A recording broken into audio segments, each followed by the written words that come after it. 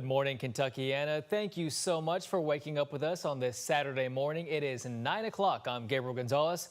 We are glad you're here. Let's get a check in with meteorologist Reed Yaden this morning, who is live in Middletown at Scheller's Fitness and Cycling. Reed, good morning to you. How's it going out there? Hey, good morning, everybody. Good morning to you too, Gabe. Glad you're with us this morning. This is GMK, the Saturday edition. Indeed, we are on the road here in Middletown, visiting Scheller's Fitness and Cycling. It's spring. Really, yesterday, 85 degrees. Everybody's in the mood, and biking, extremely popular. A lot of great places to ride around here. Well, we're going to talk bikes this hour. We'll give you all the scoop on particularly electric bikes. That is a hot segment of the industry.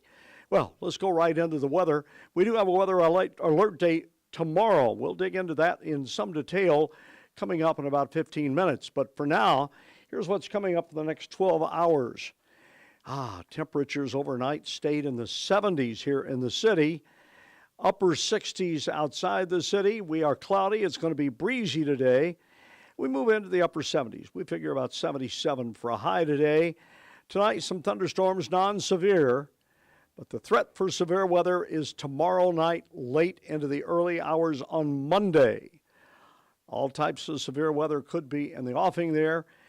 We'll time it out and detail it for you coming up. Right now, let's say good morning to Jesse Roberson. Good morning. How are you? Hey, this guy's the manager here. If you've been in here longer than 5 minutes, you've seen Jesse many times. Electric bikes, they are really just mushrooming. Yeah, we're selling a lot of electric bikes because they can make bikes fun again. Makes you feel like you're an 8-year-old and you got all the energy in the world. You're not really cheating though. No, you're still cheating. You still got all the You exercise. still got to ride. You still got to pedal it. You still got to work. But there's hard parts of a ride. The hills. We don't have to make those so hard anymore. Okay, we'll have some bikes here on display this hour. We'll get into price points and all the details for you. That's ahead. But right now, Gabe is going to bring us up to date on the stories we're working with on this Saturday morning. All right, sounds good. Thank you, Reed. New this morning, LMPD has a suspect in custody after a deadly shooting on the 3000 block of Penway Avenue. That's in the Hallmark neighborhood, just a few blocks down from Algonquin Park. Officials say they received the call around 10 o'clock last night. LMPD found a man in his car with a shot to the head. He died at the scene. Officials say they have all parties accounted for in this case. LMPD says 3 teens are in custody after a massive police response to the Big 4 bridge on Friday night. Authorities say shots were fired around 7:30 as a large crowd was in that area. LMPD says 2 groups of juveniles and young adults were in an altercation when they shot at each other. Right now, there are no reports of anyone being hit by that gunfire or have any injuries been reported.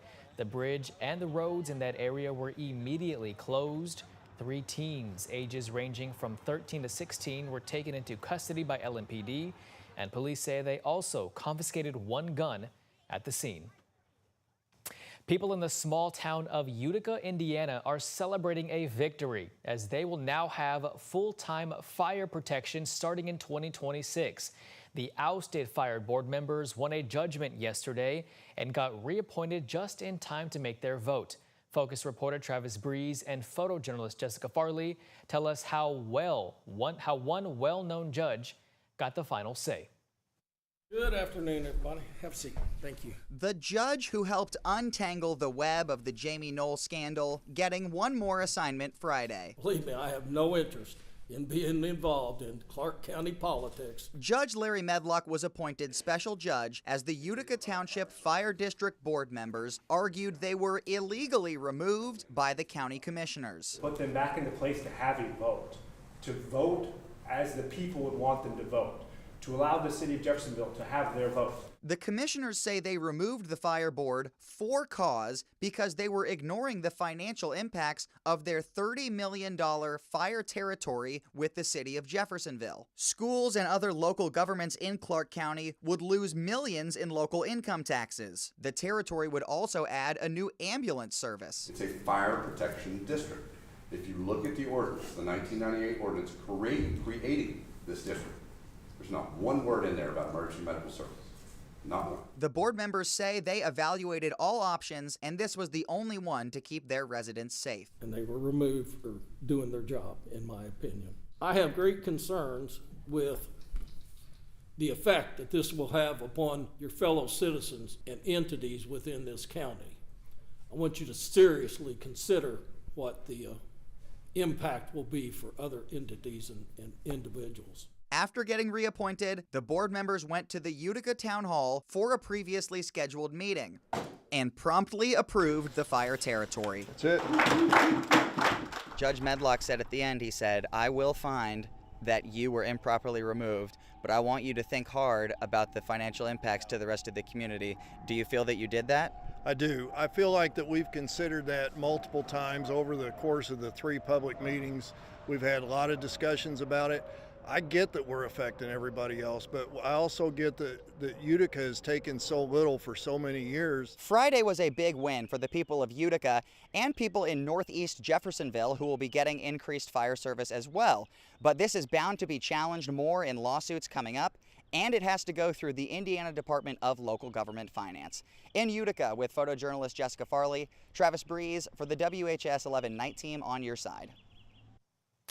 And Judge Medlock said he gave a declaratory judgment to the ousted board members, but he also believes their lawsuit will continue, likely under a different judge, as the commissioners have requested a new one. House will stand adjourned, sine die, until 12 noon, Tuesday, January 6th, the year of our Lord 2026, in the parking lot. And with that, the 2025 legislative session has officially come to a close. Speaker of the House, David Osborne, referencing the renovations coming to the Capitol building in Frankfort, meaning the legislature will meet in temporary structures for several years while work is being completed. And while this session is normally a down year with no budget to pass, lawmakers push through major changes to Medicaid, education, and abortion care. Republican lawmakers overrode all of Governor Andy Beshear's vetoes this legislative session, which means several controversial bills are now law. This includes a work requirement for Medicaid, a bill to dismantle diversity, equity, and inclusion initiatives at public universities, and a bill that adjusts the language on when doctors can legally intervene to provide a medically necessary abortion. Republicans insulted the governor's veto, saying he does not make the laws. Oh, wait a minute, he had a mandate. He got 53%. Well, I think 80% is a much larger mandate than 53. And again, people who see us, if they want to change the policy in this state, then they will change the makeup of this body.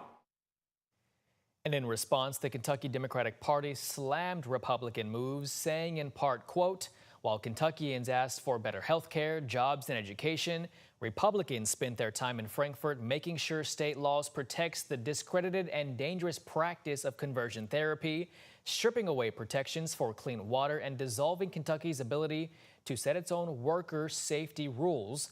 Only one party in Frankfort seems to be focused on helping Kentuckians," end quote.